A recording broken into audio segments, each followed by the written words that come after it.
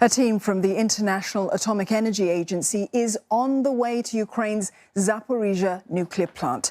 The UN nuclear watchdog's chief, Rafael Grossi, says that the team will arrive at the plant later this week.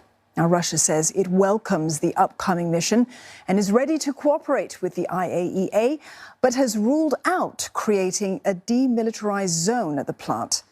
Moscow also calling on the world to put pressure on Ukraine to reduce military tensions at the facility, saying that Kyiv's actions have exposed the entire European continent to danger. Meanwhile, Ukraine is pushing for Russia to leave the plant. We should all be united in demanding one thing: the withdrawal of Russia from Zaporizhzhia nuclear power plant. Russia must go, and IAEA, and as well as other countries of the world, we have to make them go. As simple as that. As fears grow of another nuclear accident in the country that's still haunted by the 1986 Chernobyl disaster, Zaporizhzhia authorities are handing out iodine tablets and teaching residents how to use them in case of a radiation leak. Shamim Chowdhury joins us live now from Lviv for more on this. Shamim, what are the chances of the IAEA team actually getting full access to the plant?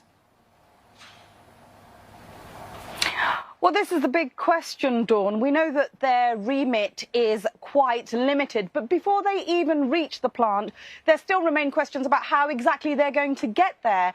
Now, will it be via Crimea, which is under Russian control? Will it be through Ukraine? The Russians had originally said that they will only allow inspectors if they come via Crimea. They've now conceded that that doesn't necessarily have to be the case.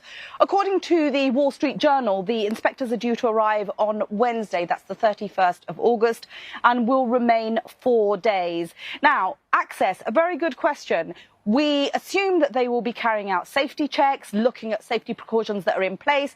Are they still in place? Looking for leaks and radiations.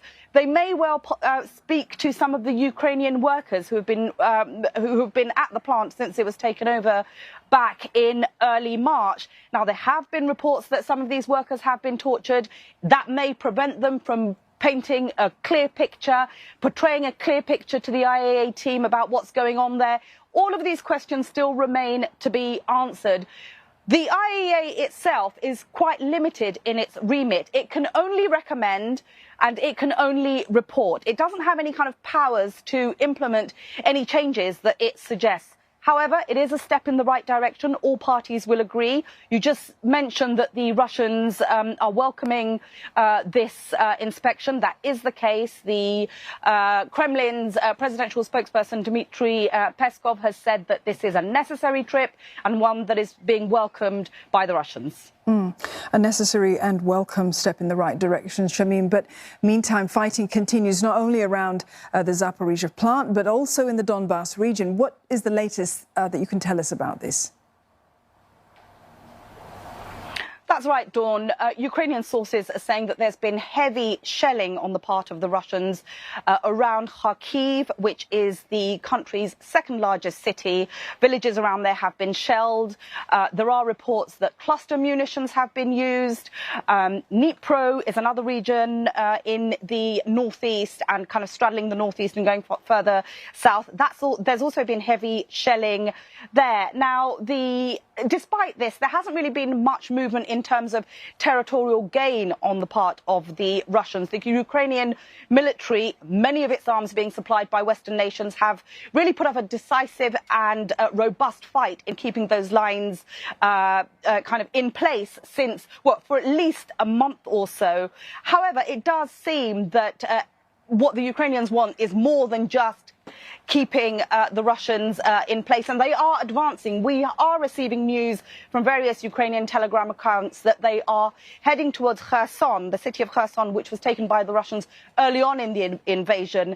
Now, they haven't reached Kherson just yet, but they are getting closer. We know that a number of bridges have been damaged. If that is the case, then that will be a significant military victory for the Ukrainians in this war. Shamim, thank you for that update. Shamim Chowdhury there in Lviv.